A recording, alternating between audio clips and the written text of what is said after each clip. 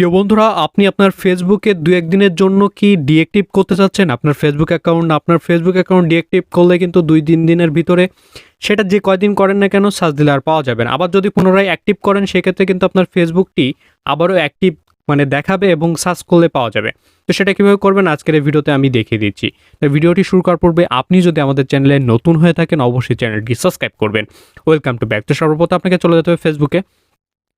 তো আমরা এখান থেকে সিম্পলি ফেসবুকে চলে যাচ্ছি। আপনি আপনার ফোন থেকে ফেসবুকে চলে যাবেন। ফেসবুকে যাওয়ার পরে এইখান থেকে দেখতে পাচ্ছেন 3 ডট মেনু। তো সিম্পলি 3 ডট মেনুতে ক্লিক করে দেবেন।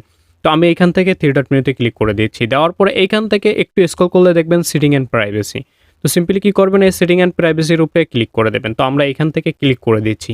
ক্লিক করে দেওয়ার পরে এইখান থেকে দেখতে পাচ্ছেন সেটিং বলে একটা অপশন রয়েছে। তো সিম্পলি সেটিং এর উপরে ক্লিক করে দেবেন। ঠিক আছে? তো আমরা সেটিং এর উপরে ক্লিক করে দিয়েছি। দেওয়ার পর এরকম একটি ইন্টারফেস দেখতে পাবেন। এরপরে কি করবেন, পার্সোনাল ডিটেইলসের উপরে ক্লিক করবেন, হ্যাঁ? তো আমরা পার্সোনাল ডিটেইলসের উপরে ক্লিক করে দিচ্ছি। দেওয়ার পর এরকম একটি ইন্টারফেস দেখতে পাবেন। এরপর একটু স্ক্রল করলে দেখতে পাবেন ম্যানেজ অ্যাকাউন্ট, ঠিক আছে? তো ম্যানেজ অ্যাকাউন্টের উপরে আপনি ক্লিক করে দেবেন। তো দেখতে পাচ্ছেন অলরেডি ম্যানেজ অ্যাকাউন্ট। তো আমরা এখানে ক্লিক করে দিচ্ছি। ক্লিক করে দেওয়ার পরে আপনাকে কিন্তু কিছুক্ষণ ওয়েট করতে হতে পারে। দেখতে পাচ্ছেন এখানে আমার পেজ রয়েছে বিধায় অনেকগুলো দেখাচ্ছে। আপনার যদি শুধু আইডি থাকে সেক্ষেত্রে ফার্স্ট অফ অল এটা দেখাবে।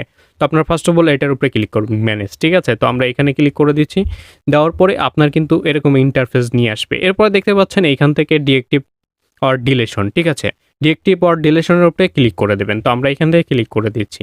ক্লিক করে দেওয়ার পরে দেখতে পাচ্ছেন এখান থেকে ডিএক্টিভেট, ঠিক আছে? তো ডিএক্টিভেট অ্যাকাউন্ট এটার উপরে ক্লিক অলরেডি রয়েছে। আর যদি ডিলিট করতে চান তাহলে নিচেরটায় ক্লিক করবেন। তো যেহেতু আমরা ডিএক্টিভেট করব তাহলে আমরা এই উপরেরটাতেই ক্লিক করব, কেমন? তো আমরা উপরেরটাতেই ক্লিক করে আছে অলরেডি। তো এরপর কি করব, আমরা নিচে স্ক্রল করব, করার পর এখান থেকে কন্টিনিউতে ক্লিক করব, ঠিক আছে? তো আমরা এখান থেকে কন্টিনিউতে ক্লিক করে দিচ্ছি।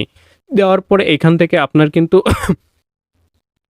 এইখান থেকে কিন্তু আপনার এই কন্টিনিউ বাটনে আবার ক্লিক করতে হবে। করলে কিন্তু আপনার আইডিটি এখানে পাসওয়ার্ড চাবে। এরপর পাসওয়ার্ডটা দেওয়ার সাথে, সাথে কিন্তু আপনার আইডিটি ডিএক্টিভড হয়ে যাবে। তো এই ছিল দেখানোর ভিডিওটি। ভালো লাগলে আপনাদের বন্ধুদের সাথে শেয়ার করতে ভুলবেন না।